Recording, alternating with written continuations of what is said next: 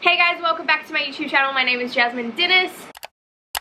Today I am doing the belated Q&A. This is going to be quite raw and honest. I asked you guys a few weeks ago to head over to my Instagram and I put up a little question thing on my stories so you guys could ask me some questions, and I'm not an expert on any of these topics at all. This is just my opinion. Some of these questions are quite like raunchy, and if you don't like that then click out of this video, but if you're open and very honest like I am, then hopefully you like this video. But I'm gonna get straight into it. I haven't actually looked at these questions before, so this is kind of like first glance, first reaction on these questions. There are quite a few, so I'm not going to get through them all. There was actually a lot about like sex, which is surprising because I mean I'm only very newly married, but I'm going to do my best to answer them. So the first one is actually about sex and it says, now married but yet heavily pregnant, what are your views on sex whilst pregnant? It's medically okay, so I mean if you're comfortable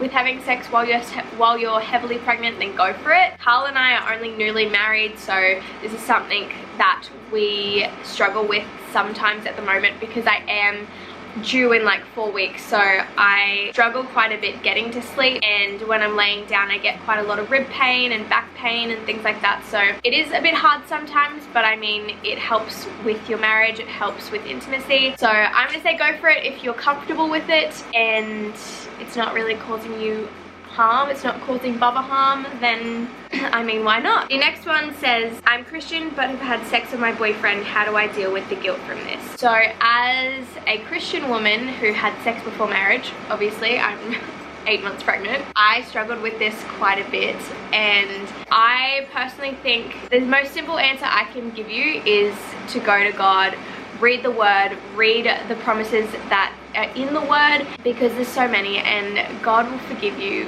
100% if you have the right intentions. I think it's very important to just spend time in prayer, spend time in worship, and just talk to God about it, and I'm sure you'll feel a lot better afterwards. We all mess up, we all make mistakes. I'm not perfect at all. This is something that I struggled with, especially in my younger teenage years, kind of growing up sleeping around and stuff like that. Like, I mean, I was Christian, but I was in a very rebellious phase and I felt guilty every single time I did. I mean, you just need to go to God about it. Maybe if you can find a mentor at your church, someone who you're close with that you could talk about it. Sometimes it's just better to let everything out rather than hold it all in and feel guilty for what you've done.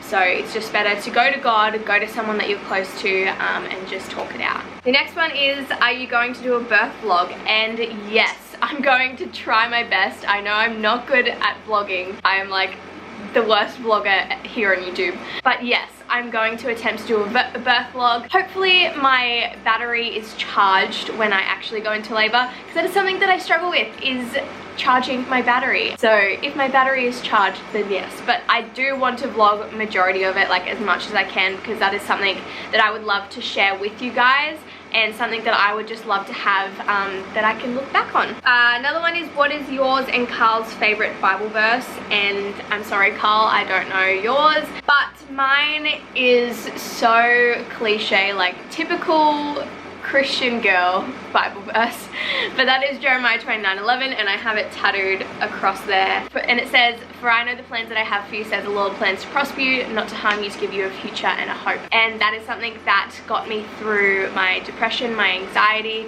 all my problems and issues that I had when I was a teenager. It kind of just gave me a lot of hope for the future. The next one is, do you already know baby girl's name? And yes, we have picked out a name. We now have a first name, middle name, and obviously a last name. But yes, we have picked it out, and none of you will know until she is born, but I mean, that's very, very soon. Another one says, how old are you? And I'm currently 20 years old. I'm turning 21 this year. This one says, I'm very interested in starting my own YouTube channel. Do you have any tips you're willing to share? It was quite a big process to start a YouTube channel, starting Google accounts and figuring out lighting and getting cameras and getting the right software to edit your videos. But one thing I would say is just make sure you're posting quality content.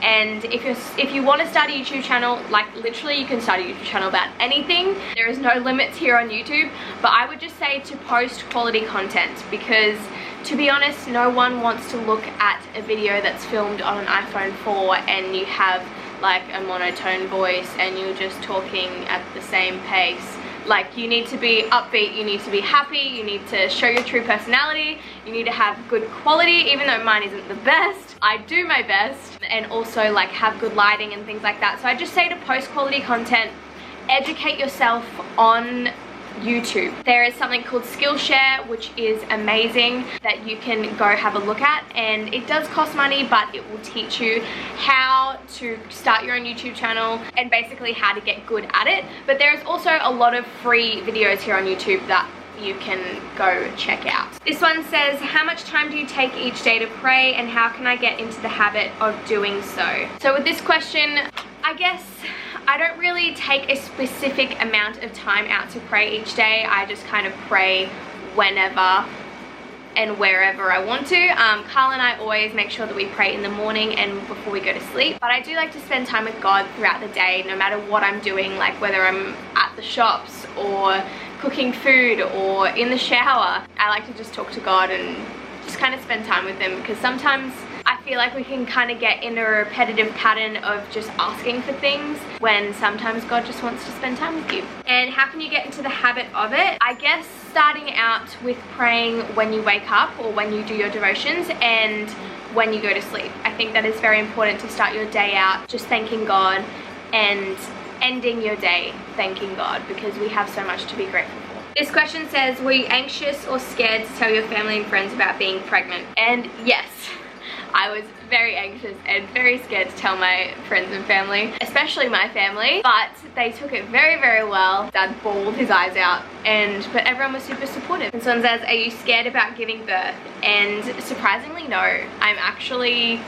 quite pumped for it. I think going into labor with the right mentality is so important, because I feel like if I was going into labor being scared about labor, then I feel like I would have a terrible labor. But yeah, I'm excited to experience labor and to go through that. And I mean, having a child is a beautiful thing, and obviously it's going to be painful, but I feel like I'm getting to the point now in my pregnancy where I'm just like so ready to get her out, aka drinking raspberry leaf tea. Obviously I'm only like 35 weeks. I'm actually 35 weeks today, but raspberry leaf tea can help kind of speed the process up a little bit. So this is what I've been drinking as of yesterday, actually. This one says, what is your main source of income? This is quite a difficult one because we have a few, but Carl has a job and we are also on support income from Centrelink, and I don't think there's anything wrong with that. I mean, we're both young people who, obviously it wasn't planned for me to get pregnant and I couldn't find a job once I found out that I was pregnant, and then it kind of got too late to the point where there's no point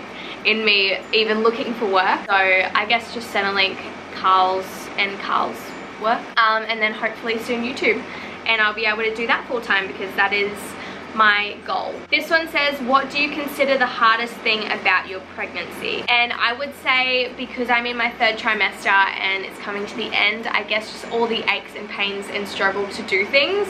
Like, I struggle getting out of bed, I struggle shaving my legs, can't sleep on my back, which is the most comfortable position for me, because when I sleep on my sides, like, she's basically pressing up against my ribs, and that really hurts. So I just struggle sleeping. I get quite a lot of Braxton Hicks contractions as well, so just walking around. I was going to go shopping today, but I've been getting a lot of cramps, so I'm waiting for Carl to finish studying so he can come with me, so that I'm not getting cramps in the middle of the shops by myself. But yeah, I guess just all the aches and pains, but it's all worth it. This one says, how did you guys decide on the name for the baby, and was it hard? I guess just YouTube videos, actually. Like, I watched a million baby name videos, and I have one, and I will link it below for you guys as well, or I'll pop it up on the screen so you guys can go check it out. But yeah, I just watched baby name videos on YouTube, and yes, it was very difficult. We only just decided on the name like a few weeks ago, so yes, it was very difficult, because Carl and I have very different tastes in names, whereas I like things super unique, like extremely unique, and Carl doesn't like them that unique. So we kind of had to come to a middle ground, but her name is beautiful and I can't wait to tell you guys what it is. But yes, it was quite difficult. So this is going to be the last one because I have to make lunch. It is 2:30 and meet Carl at the shops. But this one says, what's a food that became your pregnancy craving or something you used to not... Wait, what's a food that became your pregnancy craving? Something that you used to not like before. Oh, okay. There was nothing really that I was craving that I never liked before. I never really had like strong cravings. It was more food aversions. So I could not eat majority of the things that I usually would eat. I feel like the texture of things made me feel really sick, or the smell of things, but pretty much all I could have was like toast and crackers, and it was so gross and not nutritional at all. But now something that I'm really craving all the time is crushed ice, and I've heard that's a common thing during pregnancy, is craving crushed ice, but especially because it's hot. As you can hear, the aircon is on as always in my videos and it messes up my audio, but it is so hot in Australia, so that is something that I'm craving and absolutely loving at the moment, is crushed ice, which I guess I didn't, not that I didn't like it before, it was just something that I never really craved at all. But that is the end of my Q&A. If you like this video, don't forget to give this video a big thumbs up, comment down below, and subscribe to my channel, and I will see you guys next Wednesday. Bye! Mwah!